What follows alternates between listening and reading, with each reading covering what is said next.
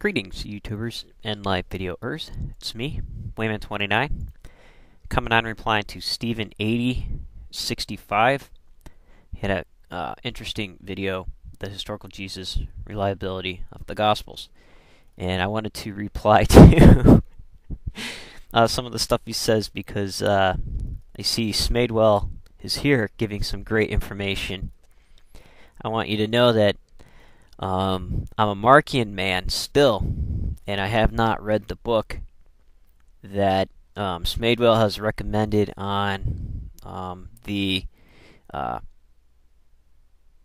issue of Luke and his contribution to the whole deal, which I plan on reading, and it could change my mind. But I wanted to say that I am part of those still currently. I could change my ideas when I do some further research. I'm still with the idea that myths are created pretty quickly from what I've read so far.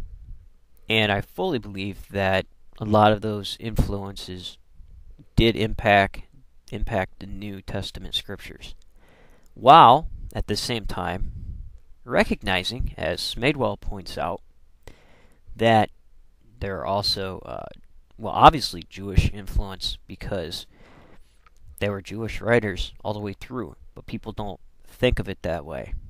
There you have Old Testament, Dead Sea Scroll stuff, Proto-Gnostic, Christian, all Jews writing with different views, and mythology, and those influences, the people they came in contact with, whether Egyptian, Greek, Hellenization, and Roman ideas, and others that were floating around in the area, pagan beliefs, is called cultural diffusion. Big word for me. My little cousin was trying to explain something on how things melt together. And apparently, in her sociology class, she's in 10th grade, or 9th grade, I can't remember what. She comes right out and says, social diffusion. It's social diffusion. Okay. But I thought that was kind of funny when she mentioned that, because that was a term I could have used probably 100 times before, but didn't even know about the term. At any rate, because of this, in order, when you're left with a question mark, you grab onto these sorts of stationary things that are stationary but are in constant flux to explain the situation that's going on.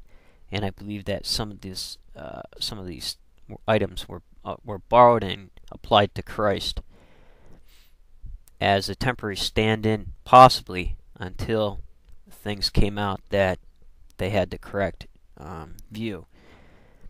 And they had to act quickly after the crucifixion to fully recognize who they thought he was, and to put in place the kinds of ideas that they wanted to get out there on who they thought he was.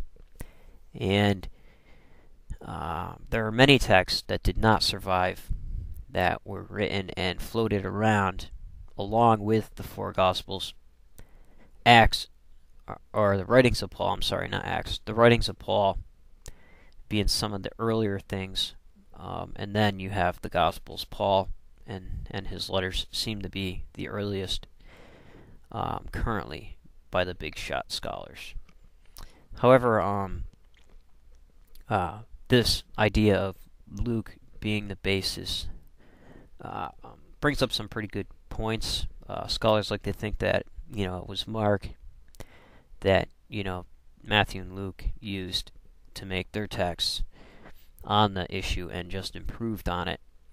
And there were texts floating around of Luke and Matthew without the first two chapters.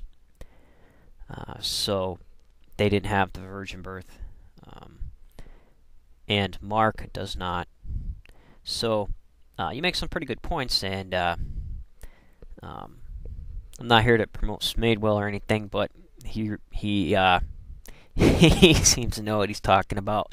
Been on his website. I'm currently reading, getting ready to look at some of my other essays that I've written in context, because we somehow make the mistake sometimes of forgetting Jesus was Jewish, and it's really hard to get New Testament and Orthodox theology from Christianity that's been ground into our skulls out of our brains in order to view the text in their proper context. So, excellent video. Made me think about some things, and there were some excellent comments made by Smadewell. So, take care, and hope things are going well. Take care of yourself, YouTubers, and each other.